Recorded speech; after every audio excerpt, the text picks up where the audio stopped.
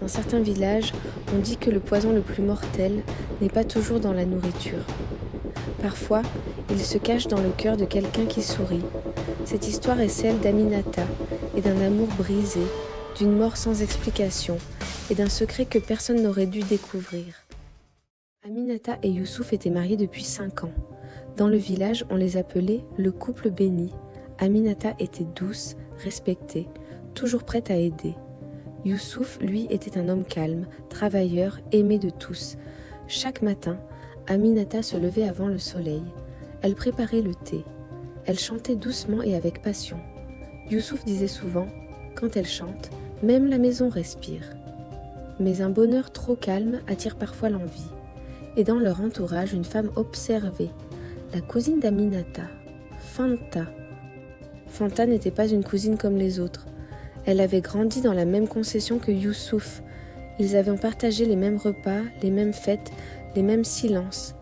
Quand ils étaient enfants, tout le village disait en plaisantant « Un jour, ces deux-là se marieront ». Mais ce jour n'était jamais arrivé. Quand Youssouf avait annoncé son mariage avec Aminata, Fanta avait souri. Un sourire figé, un sourire qui ne touchait pas ses yeux. Elle avait félicité le couple, elle avait aidé aux préparatifs, elle avait même dansé le jour du mariage. Mais au fond d'elle, quelque chose s'était brisé.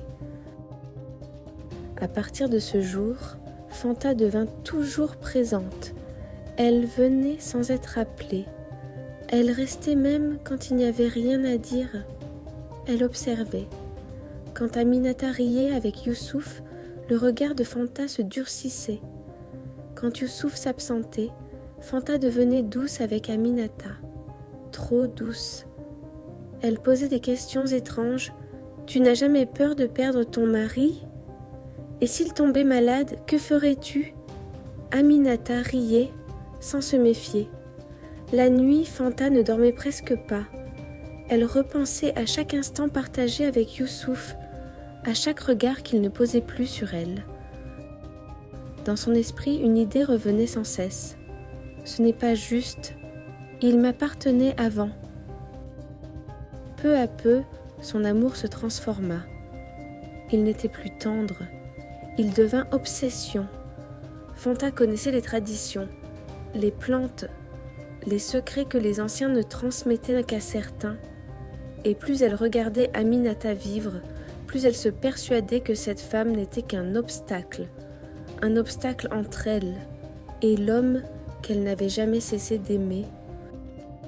À ce moment-là, personne ne savait encore que Fanta ne s'était jamais détachée de Youssouf, mais le mal, lui, avait déjà commencé à prendre racine. Puis un matin, Aminata tomba malade. Au début, ce n'était presque rien. Une fatigue étrange, différente de celle qu'elle connaissait. Elle se levait, mais son corps refusait d'obéir. Les gestes simples devenaient lourds. Elle laissait les choses inachevées, s'asseyait sans raison, le regard perdu. Elle disait que ce n'était que passager. Les jours suivants, la fatigue s'installa. Puis vinrent les vertiges. Le monde semblait tourner autour d'elle. Parfois, elle devait s'agripper au mur pour ne pas tomber. La nourriture ne passait plus. Chaque bouchée lui donnait la nausée, comme si son propre corps la rejetait. Son visage changea. Sa peau perdit sa chaleur. Ses yeux, autrefois vifs, s'éteignaient peu à peu. Elle parlait moins, souriait rarement. Même sa voix semblait s'éloigner. La nuit, Aminata ne dormait plus vraiment. Elle se réveillait brusquement, le souffle court, le cœur affolé. Elle transpirait, tremblait, jurant sentir quelqu'un près d'elle. Elle disait que, dans l'obscurité, une silhouette restait immobile, la regardant sans parler, sans bouger. Youssouf la serrait contre lui, tentait de la rassurer. Mais au fond de ses yeux, la peur grandissait. Il sentait que quelque chose lui échappait. Fanta, elle, minimisait. Toujours calme, toujours rassurante. Elle répétait que ce n'était qu'une faiblesse, que tout finirait par passer. Pendant que le corps d'Aminata s'éteignait lentement, le silence de Fanta devenait plus pesant. Comme si quelqu'un attendait, patiemment, que la maladie termine son travail. Et sans le savoir, Aminata ne luttait déjà plus contre une simple maladie, mais contre un mal né du cœur de quelqu'un qui l'enviait. La maladie d'Aminata empirait. Chaque jour, elle devenait plus faible. Les médicaments ne faisaient plus effet. Les médecins ne comprenaient pas. Youssouf refusa d'abandonner, il l'emmena dans tous les hôpitaux possibles, de consultations en examen, de diagnostics flous en silence gêné. Un médecin finit par dire « Physiquement, tout semble normal ». Mais Aminata, elle, se sentait mourir à l'intérieur. Alors Youssouf fit ce que beaucoup font quand la science ne répond plus. Il alla voir des marabouts, des guérisseurs, des hommes réputés pour voir ce que les autres ne voient pas. Certains parlaient de fatigue, d'autres de mauvais œil, mais aucun ne donnait de réponse claire, jusqu'au jour où tout changea. Un soir, en revenant d'un marabout, Youssouf et Aminata marchaient lentement dans la rue. La nuit tombait. Soudain, un vieil homme apparut devant eux, habillé entièrement de blanc, calme, silencieux. Mais qui avait l'air perdu? Quand Aminata vit cela, elle eut l'intention d'aller l'aider même si elle ne lui restait plus de force.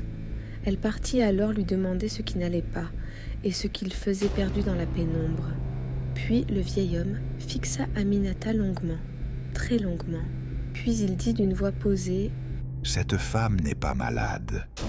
Quelqu'un a voulu l'éteindre lentement. » Youssouf sentit son cœur s'arrêter. L'homme continua. « Ce qui l'atteint ne vient pas d'un étranger, mais de quelqu'un de proche, très proche. » Aminata tremblait. Le vieil homme leur expliqua qu'il existait un chemin pour comprendre, un chemin pour guérir, mais que la vérité qu'ils découvriraient les bouleverserait à jamais. Avant de partir, il ajouta « Si vous voulez la sauver, vous devrez accepter de voir ce que vous refusez de croire. Si vous souhaitez découvrir la vérité, retrouvez-moi dans ma demeure ici dans 3 jours. Vous aurez les réponses à vos questions. » Puis il repartit dans la nuit, laissant Aminata et Youssouf avec leur peur, conscients que ce qu'ils venaient d'entendre allait bouleverser leur vie à jamais. Depuis leur rencontre avec le vieil homme en blanc, Aminata ne trouvait plus le repos. Ses paroles tournaient sans cesse dans sa tête. Ce qui t'atteint vient de quelqu'un de proche, très proche. La nuit, Aminata restait éveillée. Elle repensait à chaque geste, chaque sourire, chaque visite. Plus elle réfléchissait, plus une peur grandissait en elle. Et si la vérité se trouvait là où elle ne voulait pas regarder? Youssouf voyait son regard changer. Ce n'était plus seulement la maladie, c'était le doute. Un doute lourd, silencieux, dévastateur. Un matin, Aminata prit son courage à 2 mains. Elle dit à Youssouf « Je dois comprendre, sinon je ne guérirai jamais. » Alors ensemble, ils retournèrent à l'endroit précis où ils avaient vu le vieil homme pour la dernière fois. Le lieu était calme, trop calme, comme si le temps s'y était arrêté. Ils virent l'endroit où le vieil homme leur avait indiqué, puis, sans bruit, ils rentrèrent dans sa demeure qui semblait vide mais pas sans âme.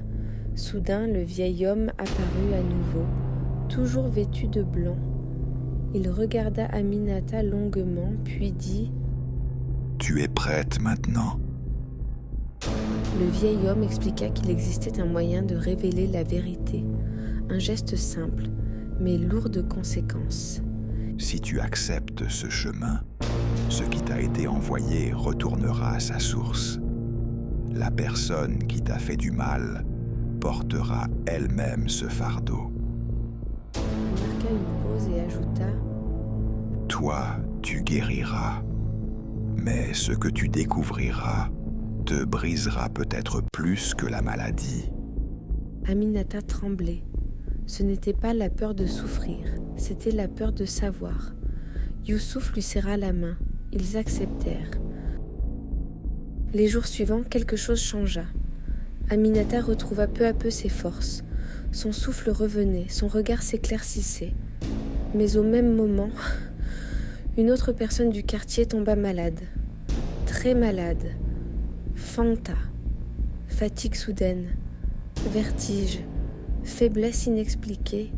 Les mêmes symptômes. Aminata comprit enfin. Son cœur se serra. La vérité venait de parler sans prononcer un seul mot. Quand Fanta ne put plus se lever, Youssouf n'eut plus de doute. Confrontée, Fanta s'effondra.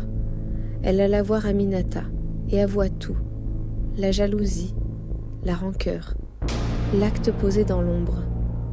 Aminata pleurait, pas de haine, pas de colère, seulement une douleur profonde, celle d'avoir été trahie par quelqu'un qu'elle appelait famille. Pendant ce temps, Aminata retrouvait ses forces peu à peu. Son corps se releva, mais son cœur garda une cicatrice. Fanta fut bannie du quartier et destinée à errer seule loin de sa famille, qu'elle a elle-même décidé de briser, et le vieil homme en blanc ne fut plus jamais revu. Aminata dit souvent « La maladie m'a presque prise la vie, mais la vérité m'a pris une partie de mon innocence. » Et depuis ce jour, dans ce quartier, on dit que certaines vérités ne se cherchent pas. Elles se révèlent quand on est prêt à en payer le prix.